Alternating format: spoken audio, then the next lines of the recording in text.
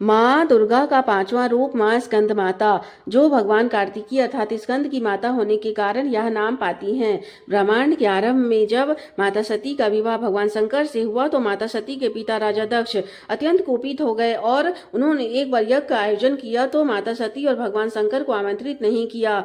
जब माता सती वहां पुत्री के रूप में गई तो राजा दक्ष ने भगवान शंकर का बहुत अपमान किया। माता सती सहन नहीं कर पाई और यज्ञ की अग्नि में स्वयं को समाहित कर दिया। जब भगवान शंकर को इस बात का पता चला तो उन्होंने अपने अंदर से वीरभद्र रूप को उत्पन्न किया। वीरभद्र ने जाकर राजा दक्ष का वध कर दिया। इसके बाद भगवान शंकर समाधि में अंतर्ध्यान हो गए। हजारों वर्ष बीत गए। शिव और शक्ति के बिना ब्रह्मांड असंतुलित होने लगा।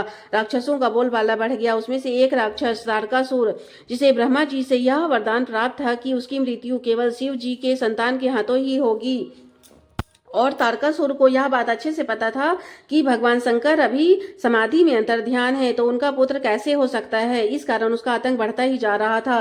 तब देवतागण परेशान होकर माता सती से आग्रह किए पुनः अवतार लेने के लिए। माता सती ने पार्वती के रूप में अवतार लिया और नारद मुनि के उपदेश से कठोर तपस्या की और शिव और शक्ति का मिलन हुआ और भगवान कार्तिकेय का जन्म हुआ। तारकासुर के बढ़ते अत्याचार को रोकने के लिए माता ने अपने पुत्र को युद्ध के लिए तैयार किया। स्कंद माता से शिक्षा और प्रशिक्षण प्राप्त करने के बाद भगवान कार्तिकेय ने तारकासुर का वध किया और देवताओं को उसके आतंक से मुक्ति दिलाई। माँ दुर्गा के इस पांचवें स्वरूप को स्कंद माता कहा जाता है क्योंकि वे कार्तिकी अर्थात स्कंद की माता है। माता कमल के आसन पर विराजमान रहती है और उनके पास कमल के पुष्प होते हैं, इसीलिए उन्हें पद्मासना भी कहा जाता है। स्कंद माता की पूजा करने से भक्तों की इच्छाएं पूरी होती है और उन्हें शांति मिलती है। उन्हें सिंह पर सवारी करते, हाथों में कमल पुष्प लिए और गोद में स्कंद को लिए हुए दर्शाया गया है।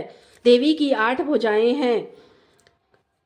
माँ की कृपा से मूढ़ भी ज्ञानी हो जाते हैं। कहते हैं कि कालिदास द्वारा रचित रघुवंशम महाकाव्य और मेघदूत रचनाएं स्कंद माता की कृपा से ही संभव है। स्कंद माता भक्तों पर अपने पुत्र के समान प्रेम और स्नेह लुटाती है। मान्यता है कि उनकी उपासना करने से नकारात्मक शक्ति दूर हो जाती है। माता को केले का भोग लगाया जाता है और इस दिन केले की खीर, केले की बनी मिठाई, केले का हलवा भी माँ को भोग के रूप में अर्पित करने से माँ प्रसन्न होती है। माँ के पूजन में श्वेत या पीले वस्त्र धारण करने से माँ अत्यंत प्रसन्न होती है। माँ को कमल के पुष्प अत्यंत प्रिय हैं। इनकी पूजा से मोक्ष के मार्ग सुलभ होते हैं। चेतना निर्माण करने वाली माता स्कंद माता। जय स्कंद माता की।